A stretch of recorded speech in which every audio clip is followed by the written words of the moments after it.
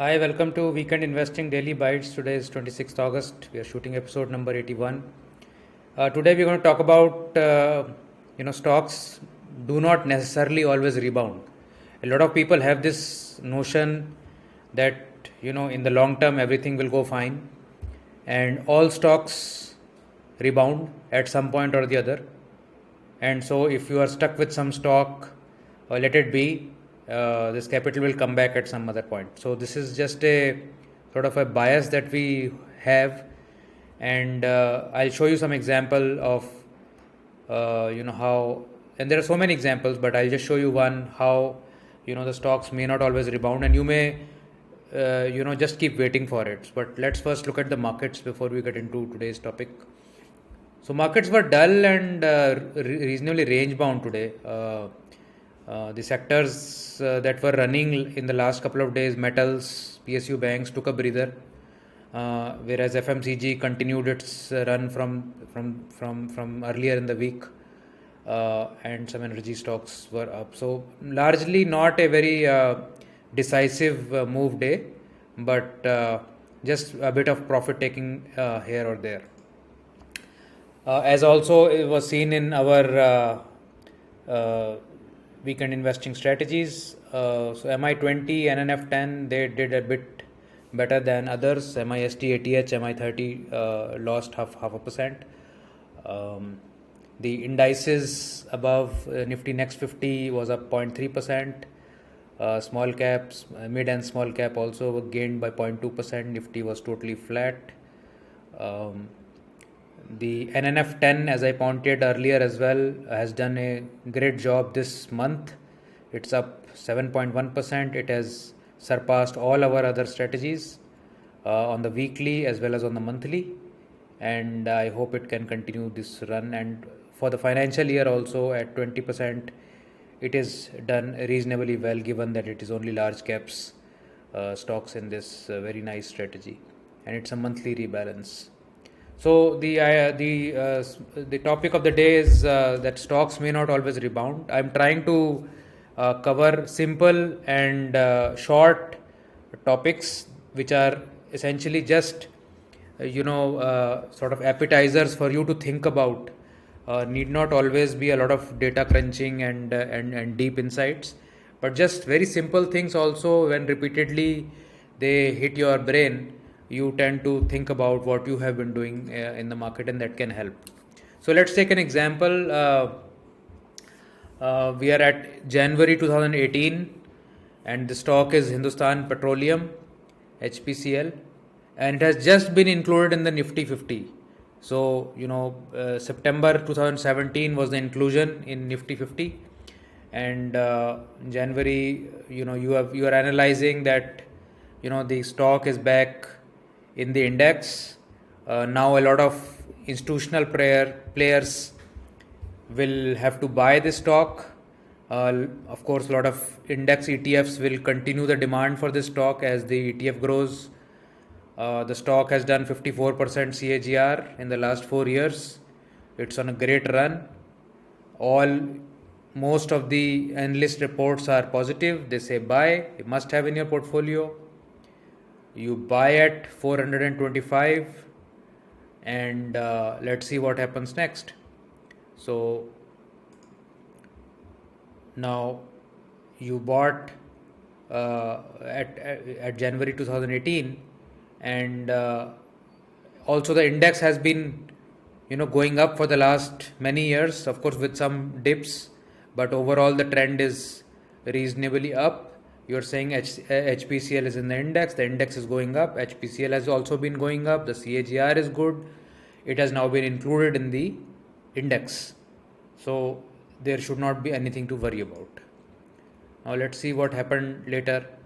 So index, as you all know, from 2018 till 2020 went up by about approximately 15%, and then there was a huge crack, the COVID crack, so about down maybe about 30-35%, and then from the bottom it has doubled from around 8,000 to about 16,000 plus now.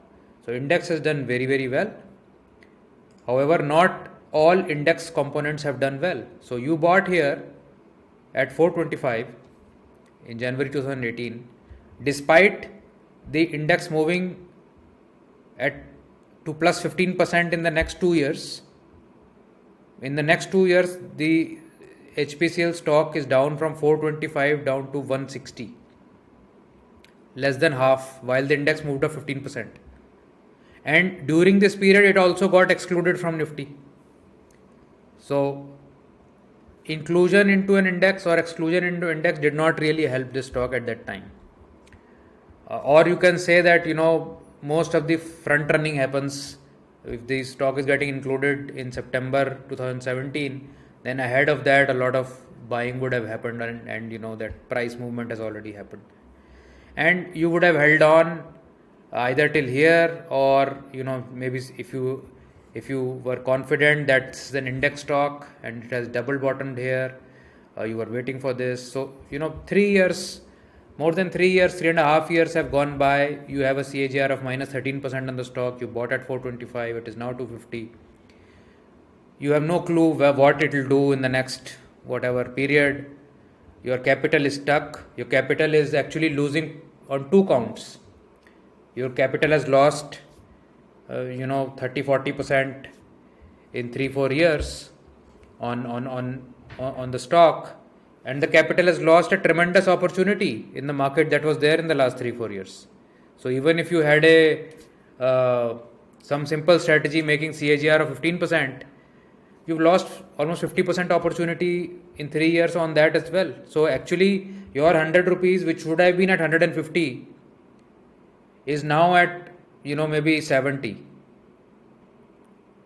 So your money could have been double in the same time period had you recognize that everything that drops does not have to come back. And there are so many examples. ITC is more than 50%, or just about, let's say, 40% below its 30 to 40% below its all-time high. There are so many other stocks. Biocon, I can rattle dozens of good quality, so-called good quality, well-established companies that may perform at some point, but have disappointed dramatically in the last many years. So just having that thought that I have bought something and I bought a blue chip stock, top 100 stock, so it has to do well at some point, may or may not work.